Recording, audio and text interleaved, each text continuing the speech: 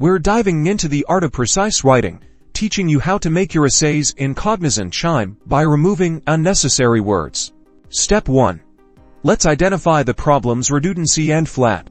Overly wordy phrases and unnecessary adverbs are your enemies here, so look out for similar wordings. For example, notice how in the event they can be replaced with if. Look out for phrases like a lot of, very, really, and in order to. These often add little to the meaning. Often you can replace them with only the main meaning word to strengthen an impact. Step 2 is to scrutinize your work. Replace those wordy phrases like due to the fact that, or because of the fact that can nearly always be shortened to a concise because. Step 3. Start rewriting. Simplify complex sentences.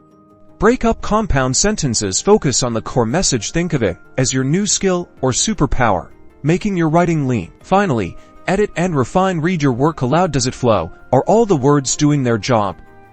Ensure conciseness and effectiveness. Practice makes perfect. Remember, clear communication is key in Cognizant. By eliminating unnecessary words, you will enhance your writing, demonstrate your attention to detail, and create a better lasting impression.